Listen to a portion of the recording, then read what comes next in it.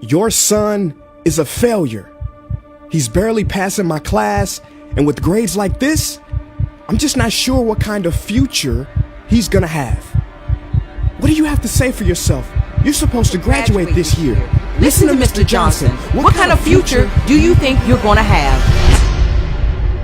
With all due respect, don't call me a failure. Failure is an event, not a person, in fact. And you talk about the future, Mr. Johnson, but you're not preparing us for that. Excuse me? Just listen to what I'm saying. This should be good. Would you agree that in the future, most careers will become automated? Yeah, so? So the people who succeed will have to be curious, innovative, with resilience to adapt to new changes. What's your point? My point is, the focus in this school is not on that. It is on regurgitating information and test taking, and that's just real. But in today's world, creativity is the most important leadership skill. Oh, that's how you feel. You don't have to believe me, but maybe you will believe the 1,500 executives who recently said creativity is the most important leadership skill. See, pretty soon, no one will be hired because of what they know. Because who cares what you know or if you've memorized a fact? We've got Google and Siri for that. In the future, people will be hired because of what they can do with their knowledge. Can they creatively solve real-world problems, not just follow instructions or directions and bubble in multiple-choice questions? So, Mom, that's why I'm stressed, because these robotic tasks we learn in school should stop. Because no one can do a robot's job better than a robot. Billionaire founder of Alibaba, Jack Ma, said that we should not compete with artificial intelligence, but instead focus on developing unique human intelligence. Mr. Johnson, drills are for teeth, not the human mind. So these repetitive knowledge-based tasks we must leave behind. Or in the future, you're gonna find a lot of people graduating out of your class right into the unemployment line. See, many top companies today don't look at grades. Mom, that old way is expiring. Google has been quoted as saying GPAs are worthless criteria for hiring. Founder of Tesla, Elon Musk, agrees. So I say this with unease and sorrow.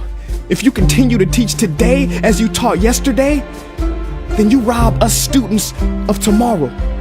Mr. Johnson, I'm gonna keep it real with you. Sometimes sitting in your class is tough.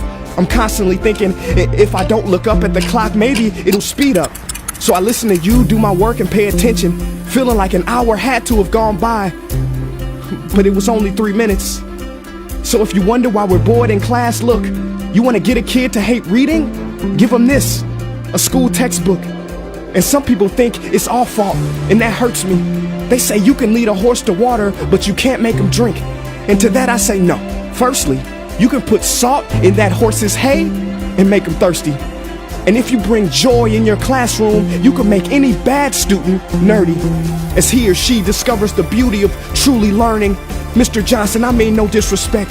You have the most important job on this planet. You build, create, and save lives.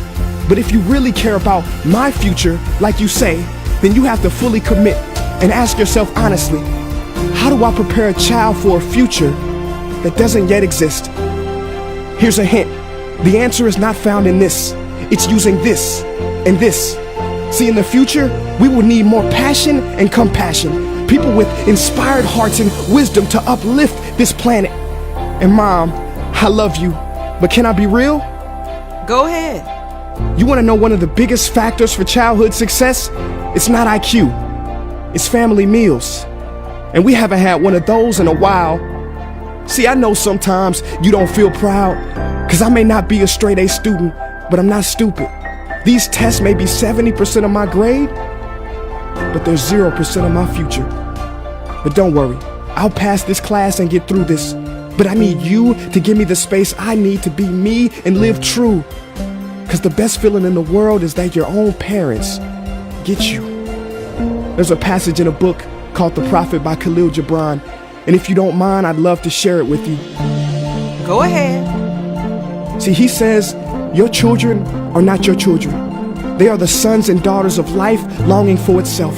They come through you, but not from you. And though they are with you, they do not belong to you. You may give them your love, but not your thoughts, for they have their own thoughts. You may house their bodies, but not their souls, for their souls dwell in the house of tomorrow. So, Mom, I'd appreciate it if you give me the love that I need to pursue my dreams. See, if we are to succeed, all three of us need behavior change on all fronts. We talk about the future, but the future is now, and it is created now by all of us. I've never heard you speak like that before. Yeah, I didn't know. But I'm going to reach out to administration and try to change some things. You have my word.